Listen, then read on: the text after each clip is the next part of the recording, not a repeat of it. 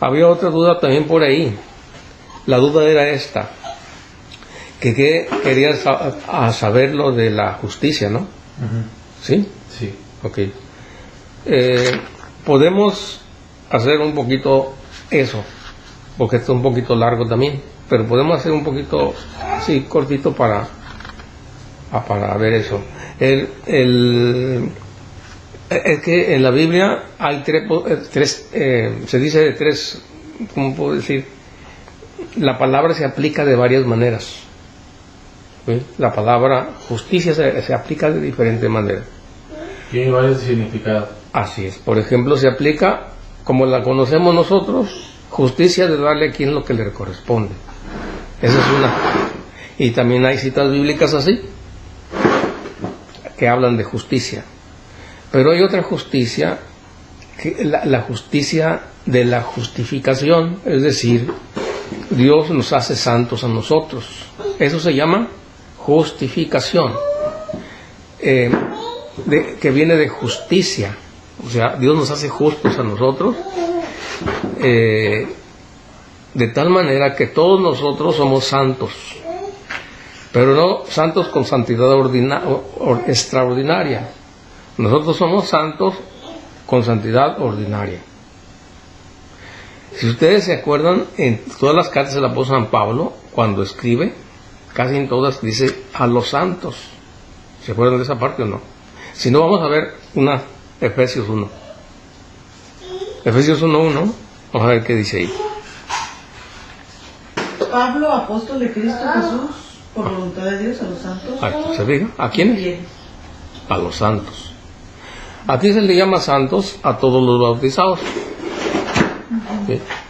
Pero uno puede pensar, pero ¿cómo que santos? Bueno, es que son santos ordinarios. Todo bautizado es un santo. Y ahí entra lo que es la justicia de Dios. Dios nos hace justos a nosotros, es decir, nos santifica a Jesús con su muerte y resurrección. Eso es la justicia de Dios o justificación. Entonces es diferente. La justicia, hay diferentes aplicaciones de la palabra justicia. Así es. Justificación. Sí, eso es justificación, que viene de justicia también. La justicia de Dios para nosotros es, Dios nos hace justicia. ¿Cómo? Para hacer una justicia tiene que haber un juicio. Un juicio, ¿no? O sea, se presenta el que hizo males ante el juzgado para ser condenado. Entonces el hombre desobedeció a Dios y siempre lo ha desobedecido a Dios. Entonces se presenta ante el juez, ¿verdad? Y entonces viene el juicio. ¿Cuál es el juicio? El hombre es pecador y por lo tanto merece la muerte. No merece estar con Dios. Que queda separado de Dios. Desde que Adán y Eva pecó, quedaron separados de Dios. ¿Okay? Entonces ese es el juicio. No obedeció, fuera de Dios. Y después Dios manda unas leyes, que son los mandamientos en el Antiguo Testamento también. Tampoco los cumplen. Se esfuerzan en cumplirlos, sí. Algunos, otros no se esfuerzan en cumplirlo. Entonces, pero no lo hacen totalmente. Y la ley del Antiguo Testamento decía así: si uno de los mandamientos de Dios no se cumple, todo quedó como si nada se hubiera cumplido. Es decir, con una sola violación de un mandamiento ya quedaban condenados los hombres. Entonces, el Antiguo Testamento es una vida o un régimen de muerte. Así es. Es decir, todo el Antiguo Testamento es un régimen de muerte, así lo dice el apóstol San Pablo. No es de vida, porque Adán y Eva se separó de Dios. Después Dios manda la ley, no la cumplen. Entonces, ¿cuál es la condena? separados de Dios. Entonces Dios viene y hace justicia. ¿Cómo? Jesucristo viene y nos hace justicia, es decir, nos defiende. Dice, bueno, el hombre es pecador, bueno, se presenta ante el juez, hay un juicio, el Padre es el juez, y el hombre, el que los acusa es el demonio. Ellos me pertenecen a mí, por lo tanto, no pertenecen a Dios. Yo los quiero. Así. Y tú dijiste, le dice a Dios el diablo, que estos si no obedecían, quedaban fuera, así que son míos. Pero luego entra Jesús, el defensor, el abogado, así lo dice la Biblia, es el abogado. Y dice Jesús, sí, ok, ellos merecen entonces la muerte y estar separados de Dios para siempre. Pero dice Jesús, yo me pongo en su lugar. Yo me pongo en su lugar, yo muero en lugar de ellos, para que ellos sean libres, sean justificados delante de Dios. Entonces, esa es la justicia de Dios con el hombre. ¿Okay? Sí, no sé si se captó. Sí. ¿Sí? Entonces, cuando habla uno de justicia, pues tiene muchas aplicaciones. Así es. Ahora, en esa partecita de ese comentario de la Biblia, ¿quién sabe cómo lo están aplicando? Quizás lo están aplicando como que hay que portarse bien, y está bien, no hay problema, pero sí, lo que ya en el fondo lo que es la justicia de Dios es eso. Bien. Pues eso es un poquito así, ligeramente, porque esa es otra lección de la justificación. Yo le quería preguntar algo sobre el reino, ¿puedo? Ajá, sí, claro. Es que aquí no me quedó claro en el Evangelio, dice, ¿cómo comparamos el reino de Dios? Y luego dice, ¿con qué parábola, no? Sí. Y menciona esto de la semilla de mostaza, que cuando se siembra es la más pequeña de las semillas, pero una vez sembrada crece y se convierte en el mayor de los arbustos. Ajá. Y echa ramas tan grandes que los pájaros pueden anidar a su sombra. Ahora eso aplíquelo a la iglesia, y ahí está. Aplicándolo a la iglesia, ahí está todo. Es decir, ¿cómo empezó la iglesia? Con 12 apóstoles, ¿no? Y luego fue creciendo y creciendo, hasta convertirse en un árbol grande que echa ramas para que vengan los pájaros a estar en él. O sea, ese es el reino de Dios. El reino de Dios es la iglesia. Así es. Predican los apóstoles, va entrando más gente a la iglesia, se van salvando más personas, así es. Sí. Que también puede aplicarse ya de una manera, a veces los comentarios que dan los padres, es de una manera personal, aplicable, por ejemplo, a nuestra vida. Que cuando nosotros escuchamos la palabra de Dios, va a crecer también en nosotros. Si la escuchamos, va a crecer hasta que dé fruto, hasta que crezca mucho, ¿no? Pero eso es una aplicación para nuestra vida. Así es. No sé si ya se captó. Sí. Entonces, todas las parábolas, si las aplicamos a la iglesia, ya sale. Ya sale. ¿Qué otra parábola tiene ahí? Nomás era esa. O eran dos, me acuerdo que eran más, ¿no?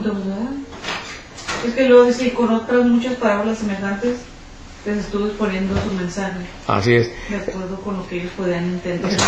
¿Cómo va a comparar el reino de Dios? Dice Jesús. No, porque hace muchas comparaciones de Jesús, de cómo es el reino. ¿Por qué hace tanta comparación? ¿Y por qué nosotros ahora entendemos de manera quizá un poco rápida? Porque los apóstoles estaban aprendiendo. Y hay que acordarse una cosa, que en ese tiempo todos los judíos esperaban el reino de Dios. Todos estaban esperando que llegara el reino de Dios, que llegara Jesús el Rey, que llegara el Mesías, el enviado por Dios, el Cristo. O sea, entonces estaban todos esperando eso, que llegara para prometido, eso lo había prometido Dios, que iba a llegar el reino de Dios. para liberarnos a nosotros de todos los males, ¿verdad? Pero los judíos no sabían cómo. No sabían cómo era eso. Ellos pensaban que era un rey como el de la tierra, como los reyes de la tierra, que iba a traer soldados y todo. Así casi la mayoría de ellos pensaban así. Pero Dios no piensa así, Él piensa de otro modo. Su plan de Él es otro, no es así. Entonces Jesús viene a decirnos cómo es ese reino. Por eso no lo aceptaron, porque pensaban que iba a venir gobernando como hacen los reyes, que quizá iba a quitar Herodes de ahí el puesto y a poner ahí cosas así. Pero no, el reino de Él es de otro modo. ¿Cómo es el reino de Dios? Es que reina en nuestra vida, en nuestro corazón, y que obedezcamos sus mandamientos. Y cuando nosotros desobedecemos un mandamiento, no viene la policía del reino de Dios y nos lleva a la cárcel, porque es de otro modo, o sea, no es como uno piensa. Así es. Viola un mandamiento y pues no pasa nada con Dios. Él no nos dice nada, no nos castiga. Pero el gobierno de aquí o el reino del mundo es así. Si uno mata a alguien, pues a la cárcel. Pero el reino de Dios no dice, vayan, agárralo y ciérrenlo. ¿Dónde? Pues no, es el reino de Dios. No hay ahí policías ni cárceles, ¿no? Eso es hasta el fin del mundo. Entonces, para poder Jesús darnos a entender todo eso, pues tiene que dar muchas comparaciones a los apóstoles, porque poco a poco vayan captando cómo es el reino de Dios. Y todavía al final que terminó, ya cuando Jesucristo resucitó, todavía le preguntan que si ya va a llegar el reino de Dios que ellos pensaban. Sí, todavía le pregunta a uno de ellos, ¿cuándo va a hacerse presente el reino? Porque todavía no captan. Vamos a estar en el Hechos de los Apóstoles, en el capítulo 1. Me parece que ahí está Hechos. ¿No uno? Sí, Hechos capítulo 1, versículo del 1 en adelante.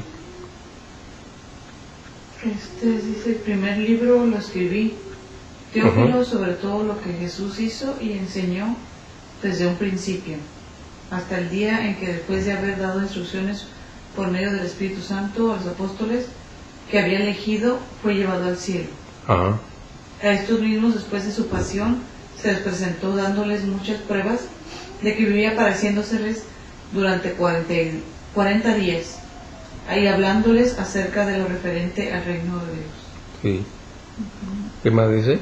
Mientras estaba comiendo con ellos, les mandó que no se ausentasen de Jerusalén, sino que aguardasen la promesa del Padre, que oísteis de mí, que Juan bautizó con agua, pero vosotros... Brinquese hasta el 6.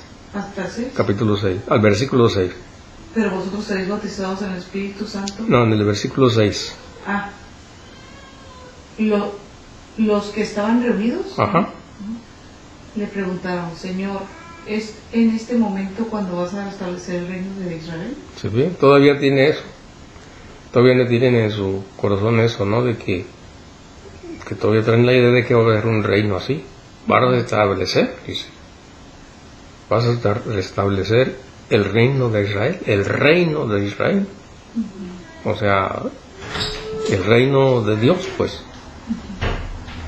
Entonces todavía traen eso, porque hasta aquí, ahorita todos los apóstoles todavía no entienden.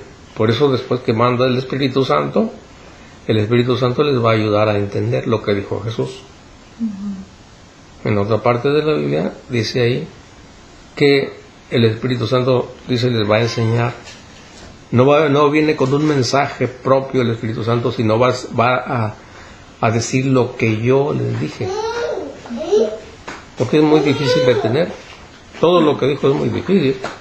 Entonces el Espíritu Santo viene después y les va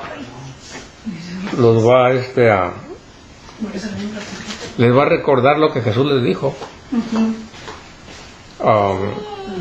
Bueno, ya respondí eso, ¿verdad? Sí, que sí. Ok. Entonces ya vimos que entonces el reino de Dios es la iglesia. Okay. ¿Sí se acuerdan qué quiere decir evangelio? Evangelio. No. Evangelio quiere decir buena noticia. ¿Es que? Buenas noticias quiere decir. Oh. ¿Por qué se dice que son buenas noticias del evangelio? ¿No se acuerdan? ¿Por qué? ¿Porque tendrán vida en abundancia? Más o menos, pero no es exacto. Porque es el mensaje de Dios. Pues también, pero no ¿Viene a es dar el mensaje de Dios? más o Reino. menos. Ajá, así sí. Porque es un mensaje que estaba ya, es algo que estaban esperando los judíos, que llegara el reino de Dios. No es como nosotros. Nosotros ya, en cierto modo, pues nada más oímos la predicación, pero no estamos esperando el reino. O sea, simplemente escuchamos una predicación y punto. Y como es el reino y es todo. Pero nosotros no estábamos esperando. Los judíos sí estaban esperando el reino, que llegara. Entonces cuando llega es buena noticia. Es una buena noticia para ellos. Ya llegó el reino de Dios que estábamos esperando. Entonces es una buena noticia. Así que la palabra evangelio es buena noticia. Así. El salmo ahí también, hay un salmo Ajá. que menciona toda la vida de Dios, así pues que la venida de nuestro Señor Jesucristo. Los salmos hablan, todo el Antiguo Testamento siempre apunta hacia la venida de Cristo. Desde el principio, desde el Génesis. ¿Se acuerdan que dice el Génesis? Le dice Dios a la serpiente. Le dice una mujer le aplastará la cabeza. Pongo enemistad entre ti y la mujer. Ella te aplastará la cabeza. Le dice, y ahí está hablando sobre que la Virgen va a tener a su hijo, que es Jesús, y él va a vencer al diablo. Entonces, desde el principio, el Antiguo Testamento habla de la venida de Cristo, todo. Entonces, en algunos salmos va a hablar de que viene. Los profetas también van a estar hablando de eso, de que va a venir el rey. O sea que el Antiguo Testamento, entonces, todo apunta hacia la venida de Jesús. Así es. Sí, respondí bien, ¿no? Yo creo que sí, ¿verdad? Bueno. Sí. Ok. Entonces, la predicación de Jesús se resume en ¿qué? La predicación se Toda resume la predicación en el reino. Así es. ¿Y qué tenemos que hacer nosotros? Anunciar el reino también. Entonces, esa es la misión de la iglesia también. Anunciar el reino de Dios. O sea, anunciar el evangelio, dijo de otro modo. ¿Y qué es el evangelio? La buena nueva. ¿Buena nueva de qué? Del reino. Y ya llegó. Y por ejemplo, los testigos de Jehová también hablan de ese reino, ¿no? También hablan, pero de un modo diferente. Es distinto. Así es. Ese es su mensaje principal, de hecho, ¿verdad? Porque también hablan de aquí que se va a transformar esta tierra. Sí, así es, pero es un modo de predicar diferente a lo que dice la iglesia. Así es. Es un modo diferente, no es lo mismo. Sí. Y todo lo que dicen, pues no, algunas cosas también, pero algunas no, están mal. Por ejemplo, dicen que cuando se termine el mundo va a haber familia aquí en la tierra nueva, que va a haber cielos nuevos y tierra nueva, y que en la tierra nueva van a resucitar todos y que va a haber familia, o sea, papá, mamá, hijos. ¿Okay? Eso no dice Jesús. Dice que cuando resucitemos no habrá ni hombre ni mujer, que todos seremos como ángeles delante de Dios. Entonces eso no es cierto. Pero como ellos al estar estudiando la Biblia usan ciertos textos así nada más, sin ver los contextos. Es un pretexto. Y es un pretexto, así es. No se ve el contexto, entonces, y eso en cierto modo a propósito lo hacen los que dirigen, porque su objetivo de ellos no es la verdad. El objetivo de ellos es atraer gente para su congregación, para que les dé algo económico. ¿Sí? Y casi la mayoría son así. Todas las sectas y todas las iglesias protestantes, el día que digan la verdad van a desaparecer. Pues sí, no son la iglesia de Cristo. Si ellos, los que los siguen, empiezan a estudiar por su cuenta lo que es la historia y todo eso, lo van a descubrir que están mal. Pero ¿quién va a estar dedicando tiempo para eso? Está tan fácil. Toda la gente anda trabajando aquí y allá y pues se conforma con que le hablen algo de Dios y punto, ya está. Y no me importa dónde me hablen, acá en la católica, acá también, pues acá.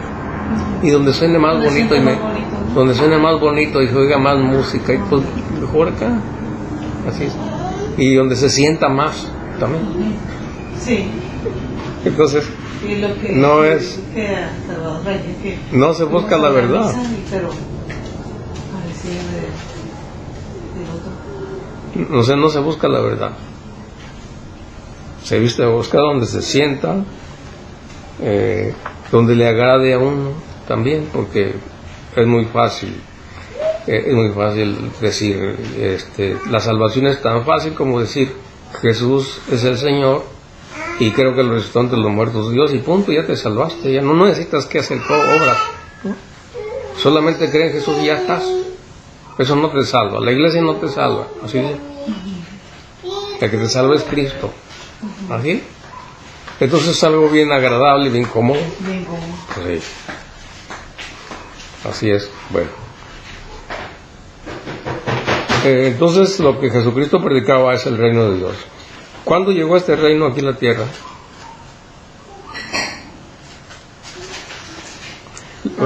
Eso es importante. ¿Por qué? Porque los que no son católicos, a las personas que engañan, cuando uno le toca hablar con ellas, uno puede empezar a cuestionarlos así. Por ejemplo, Jesucristo trajo su reino. ¿Y cuándo llegó a la tierra? A ver, ¿cuándo llegó? A ver, ustedes, ¿cuándo llegó el reino de Dios? ¿Tú se acuerdan? Aquí en la tierra. ¿Cuándo nació? Pues, así es. Cuando nació Jesús, entonces viene el reino de Dios a la tierra. Llega. ¿Y en qué año fue? También es importante saber eso. ¿En qué año fue? El año 1. ¿Cuándo nació Jesucristo? El año 1. ¿Qué dicen los libros de historia? Antes de Cristo y después de Cristo. Así es. Entonces, si nos vamos metiendo en historia, vamos nosotros a hacer que reflexionen las personas que andan en las sectas. Hacerlas pensar. Así es, porque el reino de Dios es la iglesia y no la iglesia protestante, no existían. Okay, entonces las iglesias protestantes comenzaron a partir del año 1520. Ahí comenzó las iglesias protestantes. Así que eso no, cuando dicen nosotros somos la iglesia de Cristo, a ver, por la historia no lo dice. O así, o dime algún templo de tu iglesia que me puedas comprobar que existía en el año 1000. Tampoco. O uno de tus pastores de tu iglesia que haya existido el año 1000, ¿no? Tan sencillo, con eso ya así es. se cae todo. Se cae todo, pero como la gente no estudia historia, pues la enredan fácil. Pero los pastores, los que están preparados, ¿saben la verdad? ¿Usted cree que saben la verdad? No creo. También están engañados, también. Así es. También están engañados, o sea que en cierto modo no tienen culpa tampoco, porque están engañados. Otros sí, saben, pero ¿para dónde se hacen? No pueden hacer nada. Si están viviendo de ahí ya, y esa es su fuente de trabajo, y pues ¿cómo voy a dejarlo? Dice, ¿no? Prefiero estar haciendo así, o sea, no son sinceros en otras palabras. No hay sinceridad. Así es. Entonces, pues no. Entonces el reino de Dios llegó aquí el año 1, cuando nace Jesucristo, porque Él trae el reino de Dios. Y bueno. Pero antes de que naciera Jesús, había vida, ¿no? Que había vida humana. Sí, claro. ¿Y los años no cuentan? No, porque una cosa es el reino de Dios y otra es la vida humana. O sea, la vida comenzó con Adán y Eva. Desde el principio, ahí comenzó la vida. ¿O qué clase de vida? Me dice, no entiendo. Sí, pues antes de que naciera Jesús existían las personas, las civilizaciones. Sí, es eso lo que ¿la respuesta o no? O sea, porque vida comenzó desde Adán y Eva. La vida humana. Así es. Que Jesucristo nos trae la vida, pero también la palabra vida tiene muchas aplicaciones en la Biblia. Vida biológica es una. Y la vida espiritual de Dios que nos da es otra cosa. Jesucristo vino a traernos vida, sí, claro. Pero ¿qué vida? La biológica no viene a traernos la vida eterna. ¿Sí? ¿Respondí o no? Sí. A ver. Entonces ya con eso queda claro. Entonces, ¿cuándo llegó el reino de Dios? ¿El año qué? El año 1. Porque Jesucristo viene, el que es el rey, y nace. ¿Cómo? Y Él es el rey, así lo dice la Biblia. Él es el rey de reyes.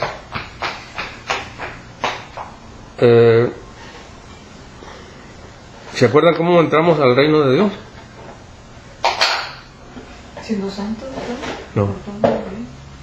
Comulgando. Tampoco. ¿Cómo se entra? Bautizo. Con el bautizo, así. Si se acuerdan que vimos la de Juan 3, dice que hay que renacer de nuevo del agua del Espíritu para poder entrar al reino de Dios. Ese es el requisito de Jesús que nos da. Como ven, es importante ver todas esas cosas, y les recuerdo una cosa, que estos temas tienen apologética, la mayoría. ¿Por qué? Porque queramos o no nos vamos a encontrar con personas que no son católicos. Y entonces nosotros tenemos mucho argumento de qué hablar, se habla y podemos ser luz para los demás. De lo contrario, no. Ellos son los que van a ser luz para nosotros, pero una luz, como dicen en la tierra de los ciegos, el tuerto es que ve. O sea que, entonces, si uno sabe bien, puede ser una luz para los demás, para orientarlos y encaminarlos hacia la verdad. Pero si no saben nada, pues ahí quedamos. Y les decía, queramos o no, nos vamos a encontrar con ellos, porque abunda eso ahorita. Eso abunda donde quiera. Así que queramos o no, nos vamos a encontrar con ellos. Y si no, nos vamos a encontrar con católicos que traen un montón de dudas también. Y si no sabemos orientarlos, pues ahí quedamos. Y entonces nos estamos haciendo lo que Jesucristo dijo, que debemos hacer luz para el mundo. ¿Anunciar el reino? Luz para el mundo, sí, anunciar el reino, pero sabiendo todo lo que implica eso. Pues es decir, poder dar respuesta a lo que nos digan, a los que nos pregunten, por dar respuestas. ¿Por qué esto? Por esto. ¿Por qué por esto? Todo, así es. Entonces, un católico debe estar bien preparado.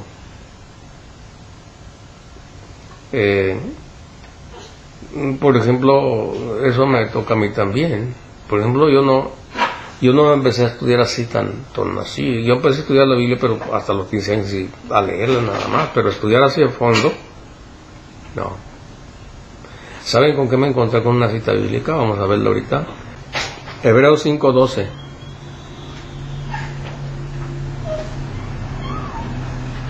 Fíjense cómo habla ahí el apóstol San Pablo, cómo nos habla Dios a todos nosotros,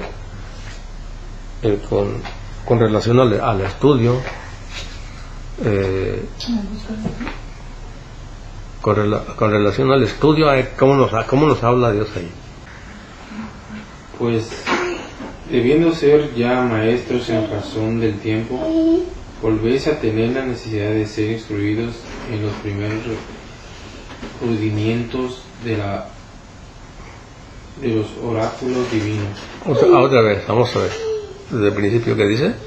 Pues, debiendo ser ya maestros... O sea, le está diciendo a la comunidad, le está diciendo, ustedes deberían de ya ser maestros, después de tanto tiempo. Y eso nos lo dicen nosotros también. Después de tanto tiempo nosotros deberíamos ser maestros, para hablar del reino de Dios y todo. Sin embargo, ¿cuánto tiempo tenemos? Eso me lo aplico a mí. O sea que en lugar de ya saberlo bien, tiene uno que empezar otra vez de nuevo a ver el principio. O nunca avanza uno. ¿Sí? Y hay personas que nos la pasamos así toda la vida y nunca somos maestros. Y dice el apóstol San Pablo, ustedes deberían ser maestros ya. A toda la comunidad, porque a veces uno dice, no, bueno, es que eso nada más para ellos, no, es para todos.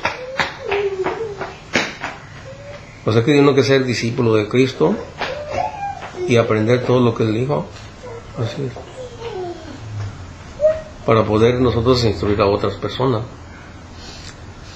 Porque les voy a decir algo también.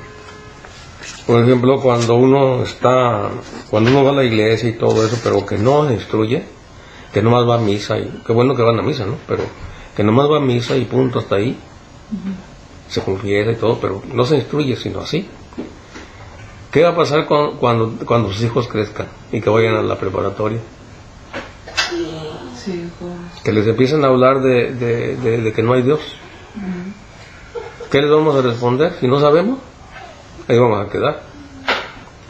Vamos a quedar porque nos van a decir, no hay Dios. El profesor me dijo esto, y ¿qué le digo yo? Por esto, dicen que no hay Dios. Que la religión no sirve, ¿también? Para nada. Entonces, y uno está preparado, bueno, pues ahí ¿qué le responde uno? Pues nada. Pero si no está preparado, sí puede uno pecar, ¿cómo no? Sí. Por ejemplo, miren, fíjense, yo les he dado clase a algunos jóvenes y les digo así, mira, ¿qué es la ciencia? Porque la ciencia dice que no hay Dios, ok, pero ¿qué es la ciencia? A ver, dime qué es la ciencia. ¿Qué dice el diccionario que es ciencia? Ciencia es conocimiento, ¿verdad? Así dice, ¿no? Sí, bueno, ok. La ciencia es conocimiento, ¿verdad? Sí, ok. Pues mira, hay un conocimiento espiritual y un conocimiento material. Entonces, si es conocimiento, hay una ciencia espiritual. ¿Y quién nos enseña la ciencia espiritual? El conocimiento espiritual. ¿Quién nos lo enseña? Jesucristo. Así es. Si el conocimiento material te dice que no hay Dios, bueno, ese es el conocimiento material. Pero ¿qué te dice el conocimiento espiritual? Pero no se puede comprobar. Nadie está diciendo que se pueda comprobar, pero sí es conocimiento. Así es. Y ese conocimiento viene por fe. Así es, viene por la fe. Hay que creerle a quién, a Jesucristo. ¿Y quién fue Jesucristo para creerle? Pues nada más la persona que dividió el mundo en dos partes, la historia en dos partes, antes de Cristo y después de Cristo. O sea, un hombre grande. ¿O qué quieres creerle tú a un ateo, un profesor ateo que no tiene fama como Jesucristo? ¿Qué hizo ese ateo? ¿Resucitó muertos? ¿Hizo milagros? ¿Qué hizo? ¿Como Jesucristo? Nadie. Entonces, ¿a quién debemos de creerle? A Jesucristo. ¿Y cómo es posible que en los libros de la historia se habla de, como se dijo, la historia se vivió en dos, ¿no? Antes de nuestro Señor Jesucristo y después de nuestro Señor Jesús? ¿Por qué aún así no creen? Si en los libros está escrito. Así, esa es la pregunta que hay que hacerles. Bueno, ¿por qué no crees? A ver, vamos a ver si está aquí así. ¿Cuál es la respuesta? ¿Quedas? Sí, el día de mañana lo van a querer quitar. Yo creo que eso no se puede quitar. Eso no se puede quitar. Los libros de historia, ¿no? Sí, eso no se puede quitar. Muy ¿Y difícil. quién decidió ponerlo así? ¿Y por qué se dividió de esa forma? Porque fue un impacto grande cuando vino Jesucristo al mundo. O sea, fue algo grandísimo que ha llegado Jesús al mundo y que haya hecho tanta cosa. Quedó marcado en la historia y quién lo borre. Así es. Sí, porque es lo que tiene. Y hay testigos que hemos vivido, ¿no? Es 2000, ¿no? Y hay testigos que estaban en contra de Cristo, o sea que no se puede negar eso. O sea, hay testigos que hablan de Jesucristo que son contrarios a Jesucristo, o sea, entonces no se puede negar ni de un lado ni de otro. Así es. Eso está marcado dentro de la historia, no se puede quitar. ¿De cuántos años había después de la venida de nuestro Señor Jesucristo? ¿Cuántos años eran? ¿Cuántos años qué? ¿De qué? Como ahorita tenemos de la vida, desde que nació nuestro Señor, no, desde que falleció, ¿no? Se cuenta hasta ahorita, ¿no? Ajá, sí. ¿Y de lo del pasado, de antes de eso, cuántos años ya habían pasado? Sí. Porque eso no se sabe, porque eso nos lo da más o menos la ciencia. Por los hechos de la Biblia, como... Pues los hechos de la Biblia no, porque la Biblia se escribió 1500, se empezó a escribir 1500 años antes de Cristo. 1500. Así es. O sea que son hace 3500 años que se comenzó a escribir la Biblia. Así que a partir de ahí pues se cuenta cómo comenzó la tierra, todo eso, pero como no es un libro, la Biblia no es un libro de ciencia, no nos va a decir cuántos años, pero eso lo puede decir la ciencia. Más los 2000, ya son los 3500. Son 3500 años y así es. Que se comenzó. Para Dios es muy poquito, ¿no? Bueno, lo que dice la Biblia es que para Dios un día son como 1000 años. Así es. Entonces no sé. Pero eso no se ahí la Biblia no dice hace tanto tiempo, porque eso no es un libro de ciencia. Porque yo sí me acuerdo en la primaria que en la historia se dice antes de Cristo, después de Cristo. Antes de Cristo, así es. Antes de Cristo, o sea, antes de la venida de Cristo pasó esto, antes de la venida de Cristo pasó esto otro, así es. Bueno, ¿cuándo comenzó el pueblo egipcio? Pues tantos años antes de Cristo, también lo cuenta. Eso sí lo puede contar la historia, pero de la ciencia. La Biblia no. La Biblia nos habla, porque la Biblia es un libro de fe, no de ciencia, ni es un libro histórico, aunque tiene historia. Aunque en algunas partes tiene historia, pero no es una historia así como nosotros pensamos. Yo cuando tuve mi conversión fue por los libros de Eclesiastés. Y se me sorprendió tanto de cómo que tantos años está escrito eso. Y aún así nosotros como seres humanos seguimos en el mismo camino. Si es Eclesiastés el que dice que injusto es Dios, nomás trabajo para abajo del cielo y no me llevo nada. Sí, me encantó lo que dice el último pasaje, el último párrafo. Ajá. Que dice, lo que realmente vale aquí es cumplir los mandamientos de Dios. Bueno, el hombre antes de que viniera Jesucristo al mundo pertenecía al reino del diablo. ¿Cómo? Antes de que viniera Jesucristo el hombre pertenecía al reino de las tinieblas, o sea, al reino del diablo. En otras palabras, también podemos decir así, toda persona que no está bautizada pertenece al reino del diablo también, todavía. porque no se ha bautizado. Eso lo vemos en Colosenses 1, 13, 14. Ahí dice que Jesucristo viene y nos arranca del reino de las tinieblas para trasladarnos a su reino. Así es.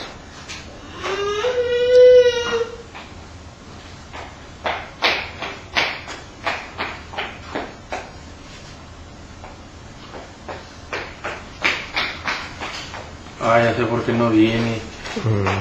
Ya sé por qué no lo encontró, porque yo me estoy basando en el significado que pone abajo de la Biblia. El comentario. Sí.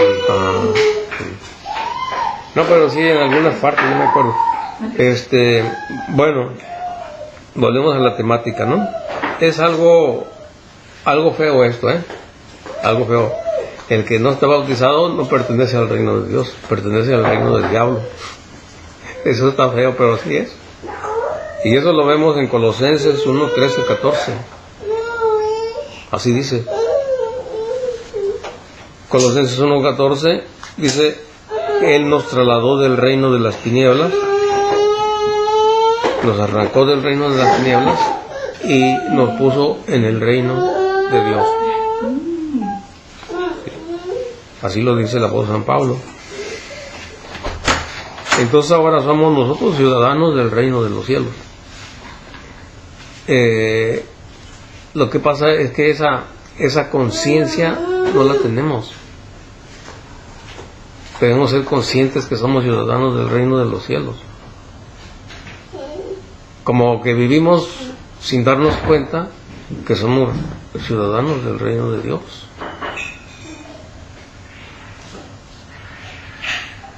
He visto que varios católicos devotos dicen groserías.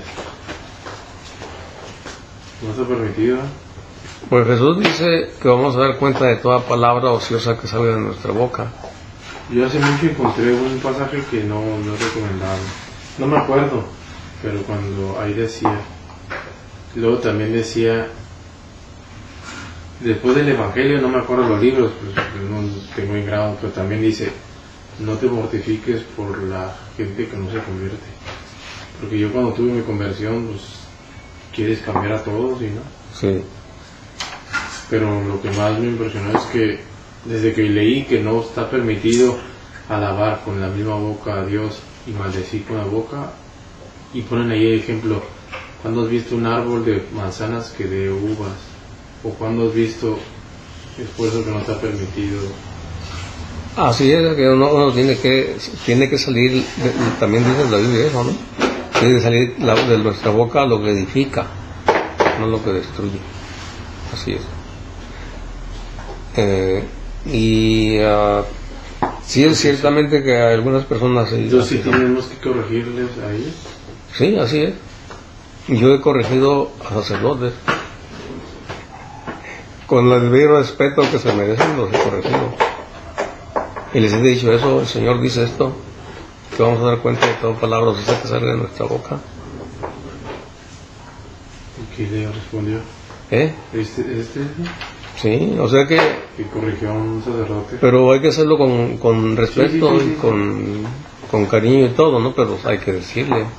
Y no nada más eso, otras cosas que vea uno que están mal. Porque no está bien que uno guarde en su conciencia algo que está mal. Que ve uno que está mal. Pero uno tiene que estar preparado para poderlo hacer también, esa es otra cosa. Y oración también. Es lo que te falta a ti. Pues yo creo que a todos nos falta, o sea, antes de corregir a alguien... No, hay violencia porque... Antes de corregir a alguien hay que orar por ellos, hay que orar y hay que ver cómo estamos nosotros, porque es otro requisito. El otro requisito es de que Jesús nos dice que antes fíjate cómo estás tú.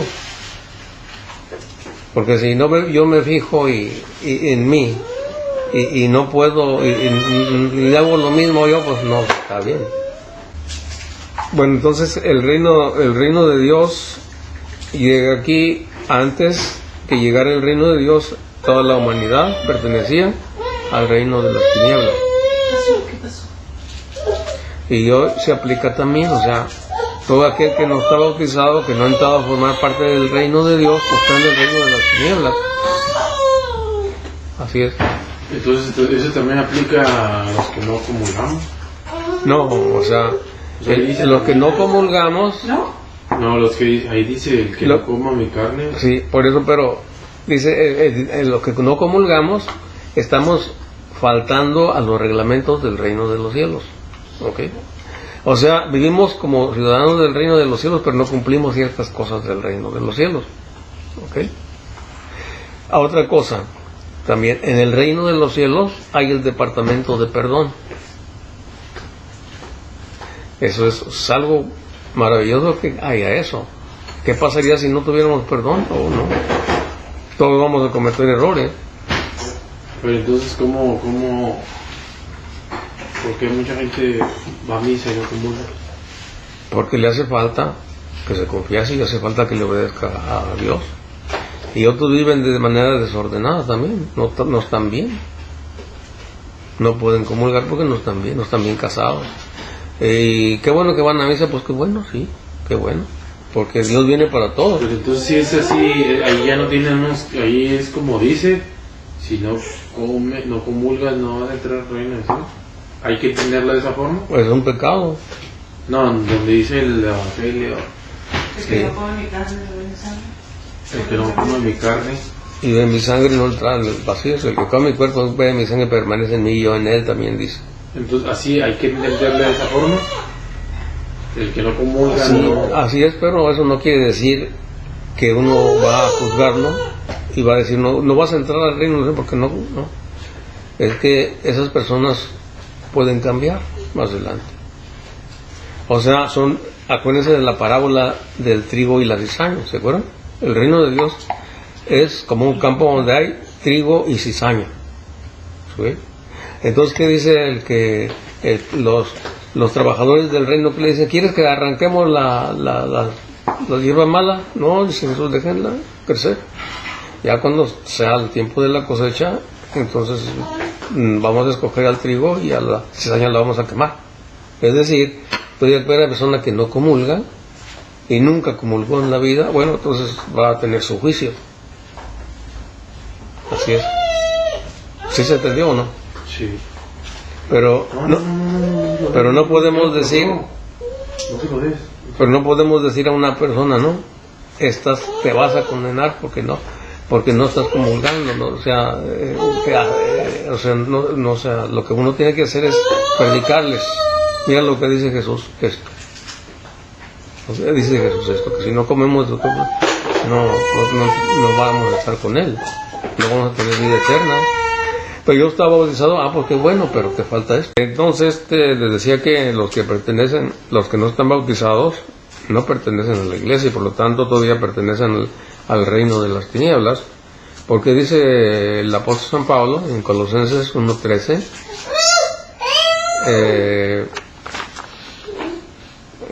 dice en Colosenses 1:13-14, de Jesucristo nos trasladó del reino de las tinieblas a su reino.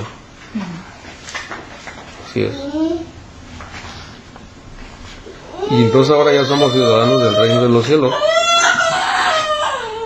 ¿Y cómo es este reino de los cielos aquí en la tierra? ¿Cómo es? Pues todas las parábolas que dice Jesús nos hablan de cómo es ese reino.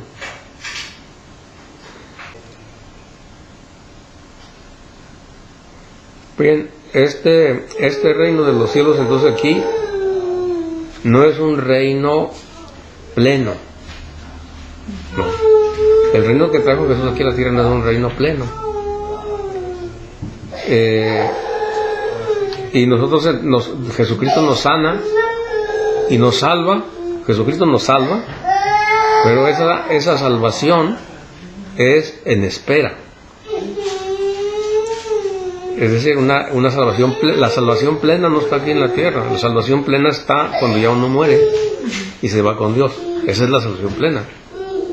Porque mientras está uno en la tierra aquí, no le va a uno muy bien. O sea, si seguimos a Jesús, claro, y nos va a ir muy bien por seguir a Jesús, sí nos va a ir muy bien. Pero no quiere decir por eso que sea totalmente bien. Pues no. porque lo total bueno está en el cielo, no aquí. Así es. Así que este reino que está aquí en la tierra, pues no es un reino pleno. Pero no se puede decir imperfecto, ¿no? Es perfecto, pero... Bueno, perfecto en cuando pensar de perfección, como lo dejó Jesús, sí. Como lo dejó Jesús, sí. Pero no quiere decir que seamos los ciudadanos del reino del cielo seamos perfectos, pues no. Eso no. Vamos a tener nuestras fallas.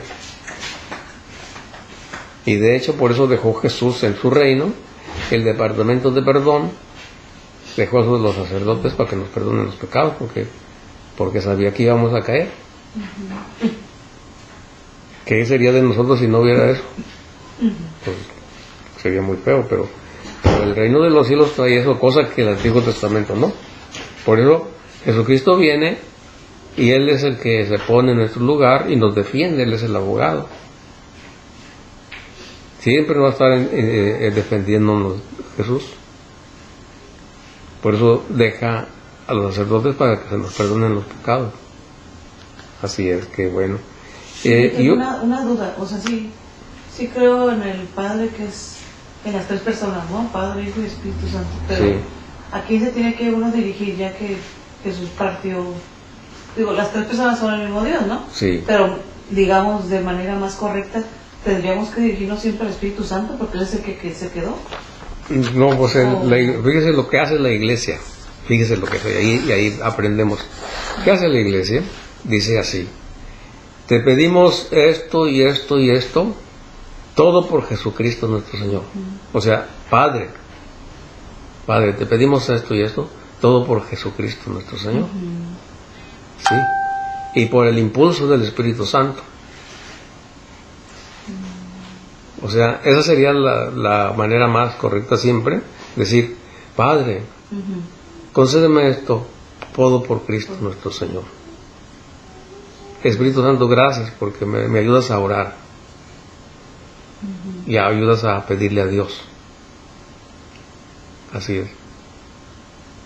No sé si me explicó ahí, me expliqué o no. Sí, sí. Así es.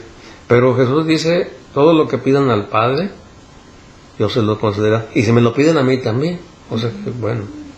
Vemos que la Santísima Trinidad, o sea, el Padre, el Hijo y el Espíritu Santo, tienen su quehacer, su trabajo o su función. El Padre es el Creador. Así lo dice el credo. Creo en un solo Dios Padre Todopoderoso, Creador del cielo y tierra. Y luego dice Jesucristo el Salvador. Es el que viene a salvarnos, enviado por Dios a la tierra para nuestra salvación.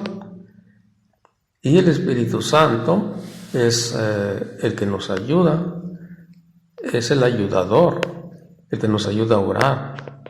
El Espíritu Santo es el abogado, el que nos defiende. El Espíritu Santo es el que se quedó aquí en la tierra con nosotros. Es el Espíritu Santo también el que nos recuerda las cosas que ya escuchamos de Jesús. Él nos va a recordar las cosas que Jesús dijo. Cuando nosotros escuchamos la palabra de Dios, después el Espíritu Santo nos va a recordar lo que ya nosotros hemos escuchado. Claro que si nunca escuchamos, ¿qué nos va a recordar el Espíritu Santo? No nos va a recordar nada. Por eso necesitamos escuchar la palabra de Dios. Entonces, estas son las funciones que tiene la Santísima Trinidad en el hombre, como lo dice el credo también. Bueno, entonces, cuando uno hace una oración, la oración es, por ejemplo, pedirle a Dios algo, todo por Jesucristo nuestro Señor, y con la ayuda del Espíritu Santo hacemos la oración, porque el Espíritu Santo es el que nos ayuda. Yo creo que partiendo de esto, entonces entendemos un poco más esto de cómo dirigirse a Dios.